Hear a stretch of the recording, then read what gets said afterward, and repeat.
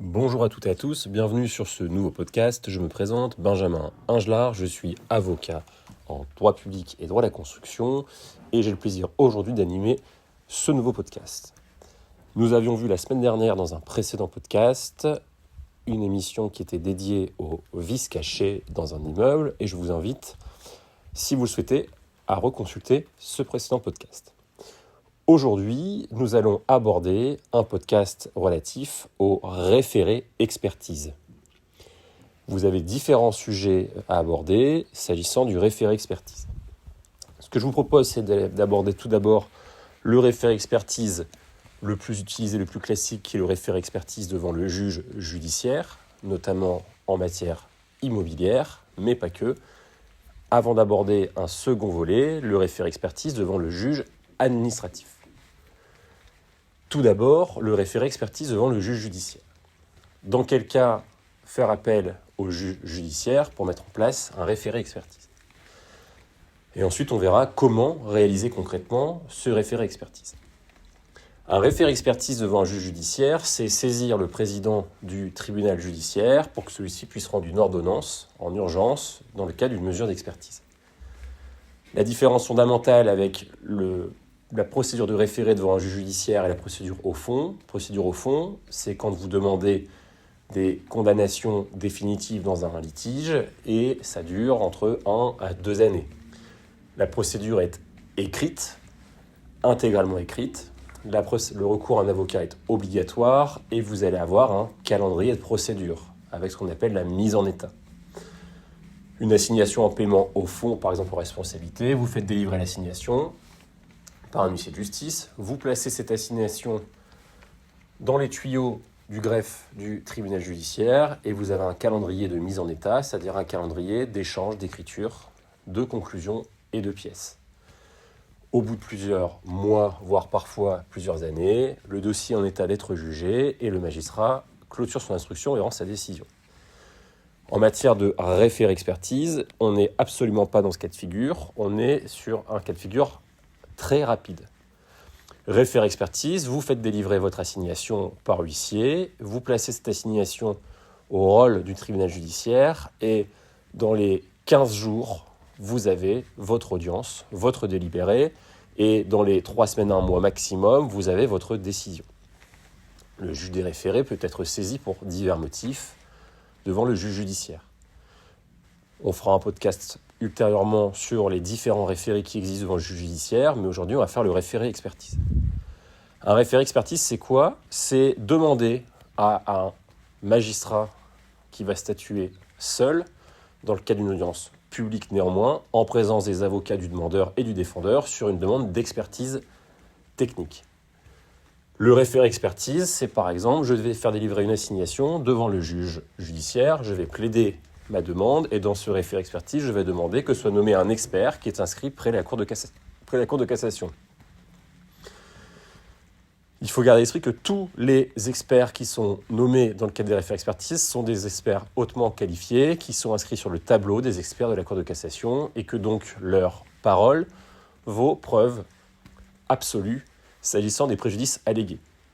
Si vous avez déjà un PV de constat d'huissier, vous avez la preuve du dommage, mais vous n'avez pas l'évaluation objective et neutre de ce dommage, d'où l'importance de recourir à un expert judiciaire. Dans quel cas faire un référé expertise ? Par exemple, vous avez acheté une maison ou un corps de ferme, vous vous rendez compte au bout de 1 mois, 2 mois, 3 mois, 4 mois, 5 mois, peu importe, au bout d'1 an si on veut, qu'il existe des vices cachés sur votre immeuble ou que sans être des vices cachés, tout simplement, vous vous rendez compte que la construction se fissure. Vous vous rendez compte par exemple que les surfaces ne sont pas les bonnes, mais vous vous rendez en fait compte qu'il existe un dommage. Vous estimez que la responsabilité du vendeur est susceptible d'être engagée. Dans ce cas-là, vous faites un référé expertise. Le magistrat, s'il fait droit à votre demande du référé expertise, va nommer un expert de la près la Cour de cassation ou la Cour d'appel. Et cet expert, ce qu'on demande dans le cas du référé expertise, c'est primo, nommer un expert, secondo, se rendre sur les lieux, tertio, de décrire l'étendue, l'existence des dommages, indiquer qui en est responsable, depuis quand, de chiffrer le montant des dommages et aussi et surtout d'indiquer les responsabilités des uns et des autres ou et toute mesure de nature à lever les dommages subis. Ce qui veut dire qu'en gros, dans le cadre d'un référé expertise immobilier, c'est une radiographie très précise de votre immeuble et l'expert va soulever tout ce qui ne va pas. Une fois que vous avez cette ordonnance et qui nomme l'expert, dans le cadre du référé expertise, va ensuite convoquer les différentes parties à la réunion d'expertise. Cette réunion d'expertise, elle a lieu sur place, au sein de l'immeuble qui fait l'objet du référé expertise immobilier. L'expert commence toujours par un tour de table, il interroge toutes les parties en présence, chacun peut faire valoir ses observations, puis l'expert se livre à la visite des lieux. À l'issue de cette réunion d'expertise, l'expert va rendre un projet de rapport d'expertise dans lequel vous allez retrouver son projet de conclusion. Vous allez pouvoir transmettre ce qu'on appelle des DIRE, DIRE à cet expert en mettant en copie vos adversaires pour respecter le principe du contradictoire.